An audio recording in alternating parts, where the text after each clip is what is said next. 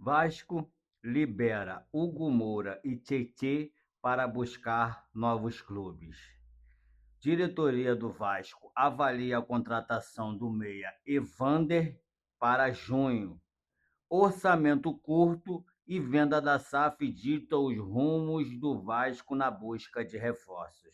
Esse e outros assuntos vamos falar agora no decorrer desse vídeo. Espero que você goste muito sobre Vasco da Gama, goste de saber e ficar informado sobre o Vasco da Gama, uma vez que agora, mediante essa parada de Copa do Mundo aí, não teremos muitas notícias, né, para te atualizar, mas sempre vamos estar buscando novas notícias, né? E vamos sempre estar falando quem foi que deu essas notícias para que vocês possam tirar suas conclusões sobre essas notícias. Por isso, se você é novo por aqui, já te peço que deixe o like aqui, se inscreva no nosso canal para ajudar o nosso canal a continuar crescendo, pois cada vez que você se inscreve no nosso canal, o nosso canal continua crescendo cada vez mais com a ajuda de vocês e faz o YouTube entender, né, que o nosso canal está sendo relevante e traz notícias verdadeiras e principalmente falando quem as deu, para que no caso de criticar, critique quem as deu, já que nós só informamos, né,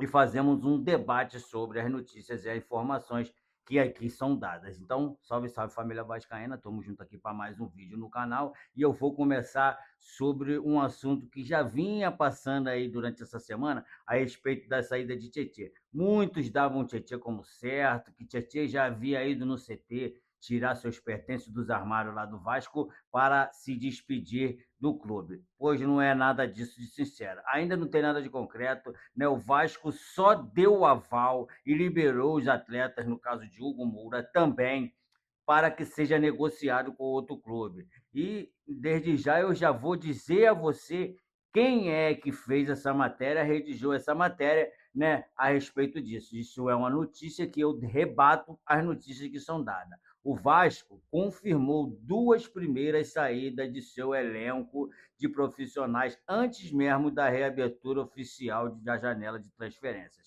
Né? Os volantes Hugo Moura e Tietê foram liberados pela diretoria de futebol e foram informados que não terão os seus contratos renovados. Livres para definir o futuro na carreira, a dupla de meio-campistas já se movimenta nos bastidores e negocia transferências com outras agremiações de futebol nacional e do interior e do exterior. Quem passa essa notícia é Cadu Costa, que na verdade eu nem conheço, mas quem está dando a notícia tem que falar quem é o responsável pela matéria, né? A saída antecipada dos atletas reflete uma postura rígida adotada pelo Comitê de Futebol para dar uma nova cara ao elenco profissional. A diretoria do Vasco pretende reformular o setor de volante de forma profunda, abrindo vagas no plantel e aliviando a folha salarial para a chegada de novos perfis de marcação. A cúpula vascaína entende que o setor de contenção apresentou brechas graves e oscilações táticas que prejudicaram o rendimento da equipe. Por conta disso, o presidente Pedrinho deu o aval para os executivos de mercado limparem os contratos vigentes que não fazem parte do planejamento esportivo a longo prazo, mudando os rumos do fluxo de caixa.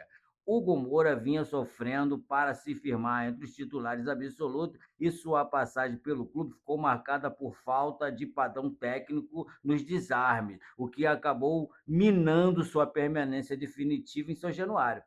O volante não conseguiu engatar uma sequência de apresentações convincentes sob o comando da comissão técnica, perdendo privilégio na hierarquia do plantel nas semanas que antecederam a pausa do calendário. Tietê, por sua vez, encerra sua trajetória no Vasco após perder espaço na rotação principal da equipe e amarga longos períodos no banco de reserva. O jogador experiente não repetiu grandes atuações do passado e sua saída é vista internamente como um movimento natural para estruturar as finanças do futebol cruzmaltino, permitindo que o departamento técnico busque reforços mais jovens para o restante da temporada. E aí, eu te pergunto, o que você acha da saída, né, tanto de Tietê quanto a de Hugo Moura, né, que também para dar um refresco, né, um respirar nas finanças do Vasco, tendo em vista que os jogadores custam muito para o plantel, custam muito no financeiro, e os dois saindo vai ficar um tanto quanto melhor para que possamos contratar jogadores para suprir aquele elenco ali. Lembrando que o Vasco precisa de dois meias para chegar absolutamente rápido. Um para ser titular absoluto, já chegar e jogar, e outro para ser o reserva iminente desse titular. E aí, vamos pular o assunto. O Vasco, né, a diretoria do Vasco avalia a contratação do meia Evander. Evander é esse mesmo que já jogou no Vasco há um tempo atrás, cujo a torcida hostilizava muito, né? Ora jogava bem, ora jogava mal, e o Vasco agora avalia, não vai tentar entender que o Vasco já está negociando com ele, que já está tudo certo, igual os outros fazem aí, nada disso. O Vasco avalia a contratação do Atlético. O Vasco iniciou os seus primeiros passos de movimento, os seus primeiros movimentos oficiais de planejamento visando a abertura na próxima janela de transferência, tendo definido a busca por um novo meio-campista com uma das grandes prioridades para o elenco principal. Entre as opções avaliadas pela diretoria de futebol, o nome de Evander surgiu como uma das alternativas acompanhadas de perto pelo reforço o time no segundo semestre, né? Revelado nas categorias de base vascaína, o atleta atua hoje nos gramados do Major League Soccer, né? E vive uma fase de grande destaque nos Estados Unidos. De acordo com informações publicadas inicialmente pelo canal BTB Esporte, lembre bem, eles que estão falando isso, o interesse da alta cúpula de São Januário na repatriação existe, porém, os altos valores envolvendo uma eventual operação de compra são tratados como o principal obstáculo para a concretização do negócio. A avaliação interna do Comitê Desportivo aponta a transação exigirá um investimento financeiro bastante elevado, fazendo com que o Vasco trate a negociação com cautela, mesmo sob o panorama complexo. O armador segue em pauta na lista do departamento liberado pelo diretor executivo de futebol, Ademar Lopes, e o presidente Pedrinho. Vasco foca em jogadores brasileiros. A investida preliminar por Evander faz parte de uma estratégia de mercado mais ampla adotada pela diretoria do Vasco. Porém, a montagem do plantel na metade do ano de 2026, a comissão técnica e os avaliadores definiram que o foco prioritário da janela de julho será a contratação de atletas brasileiros, mitigando os erros da adaptação ocorridos em pacotes anteriores de reforços estrangeiros. Dessas formas, o mercado de atleta internacional e de atleta da modalidade, da nacionalidade da América do Sul passará a ser adicionado somente com uma alternativa secundária para preencher lacunas específicas. O perfil do meia preenche os requisitos estipulados por unir a nacionalidade desejada, identificação com a camisa e ritmo competitivo avançado, mantendo a gerência atlética e as possibilidades corporativas de viabilizar o acordo. Né? Para você relembrar quem é o Evander, nascido no Rio de Janeiro, Evander Silva Ferreira tem 27 anos e é uma das principais revelações recentes forjadas no Caldeirão de São Januário. Ele estreou profissionalmente pelo Vasco em 2016 e teve com um dos grandes momentos na Colina o fato de se tornar o jogador mais jovem da história do clube a marcar 2 vezes em um jogo de Libertadores contra a Universidade Concepción em 2018. No mesmo ano foi negociado como Midtjylland da Dinamarca, onde conquistou a Liga Nacional, a Taça da Dinamarca, além de ter sido líder de assistência na UEFA Europa League na temporada 22 e 23. Aí eu te pergunto, vale a pena o Vasco contratar o Evander? Uma vez que quando ele estava no Vasco, ele era bastante criticado, eu me lembro disso muito bem. Então, deixa para você aqui nos comentários se vale a pena ou não contratar o Evander, uma vez que eles mesmos já falaram que o alto salário e o alto valor da negociação é um dos empecilhos para que contrate o jogador. Mesmo assim, a diretoria anda avaliando, não é para contratar de primeira. E o orçamento curto e venda da SAF, ditos ritmos de busca de reforço. Eu sempre falei, o Vasco está numa situação difícil, né, de orçamento para comprar jogadores e até para pegar empréstimo, sendo que ele tem que renovar alguns empréstimos e esses valores serão bem altos e o Vasco não tem esse dinheiro, apesar dessa patrocinadora master vai investir aí 25 milhões, podendo chegar a 60 até o final desse ano. Isso é um valor muito ilusório, né? Ou seja, o Vasco iniciou o planejamento para a abertura da segunda temporada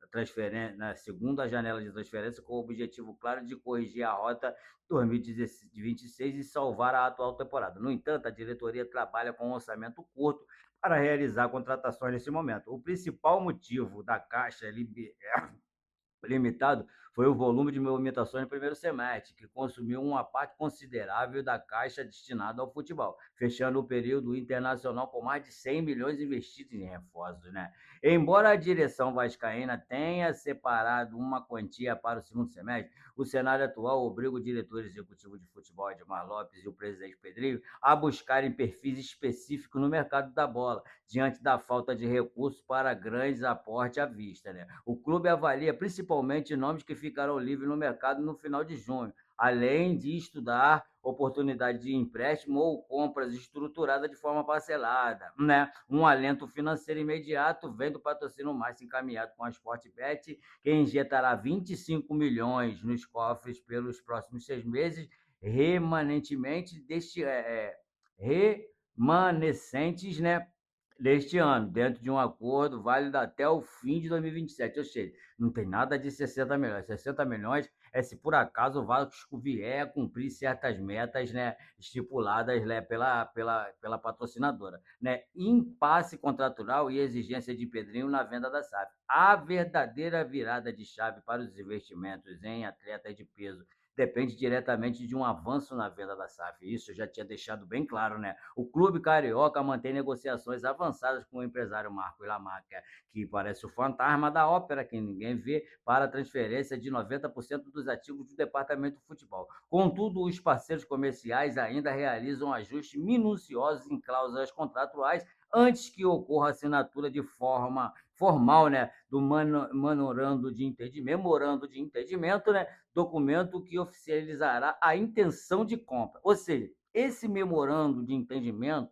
que muitos acham que já é, né, a concretização da compra, não é não. Isso é a formalização da intenção de compra, né? A principal divergência entre as partes envolvendo o modelo de operação de receitas extraordinárias do futebol, a diretoria do clube exige contratualmente que os valores arrecadados em eventual venda de jogadores seja 100% reinvestidos na compra de novos atletas ou melhorias estruturais no elenco, incluindo a renovação ou aperfeiçoamento de grandes contratos vigentes. Ou seja, Vasco só vai se reestruturar de verdade se por acaso essa venda acontecer. Mas o que tudo indica, essa venda só vai acontecer até o final do ano. Essa venda não vai se concretizar antes, sabe por quê? Porque depois de muita enrolação, não é possível que esse Marco Lamarca não tenha, né, um agente, né, competente, né, no caso, para ver se é viável ou não essa compra. Ou até mesmo ele já viu que não é viável e não quer realizar essa compra. Por isso eu te pergunto, você acredita que essa venda ainda saia antes do final do ano? Porque primeiro eles falavam que era abril, depois passou para maio, agora já chegamos em junho. Daqui a pouco é julho, setembro, agosto, novembro e essa venda só sai depois das eleições no final do ano, acredito eu. Por isso, se você chegou aqui até essa parte do vídeo, eu já te peço a você que vem aqui, ó, deixa seu like, se inscreva no canal, ativa o sininho das notificações. Se você é novo por aqui, eu te desejo muitas boas-vindas, que você continue, né, comparecendo aqui no nosso canal, assistindo nossos vídeos, para que nós possamos cada vez mais chegar a mais vascaíno e trazendo notícias de forma coerente, sem querer inventar conversa fiada e enganar, né, o torcedor do Vasco com esses planos mirabolantes que não tem mesmo nada de concreto ainda sobre venda e sobre contratação de jogadores. Tudo que eu falei aqui, a liberação de Tietê, a liberação de Hugo Moura, a possível contratação de Evander, são tudo suposições desses caras pelos quais eu citei. Então, de mais a mais, vão ficando todos com Deus, um ótimo início de semana e até nosso próximo vídeo.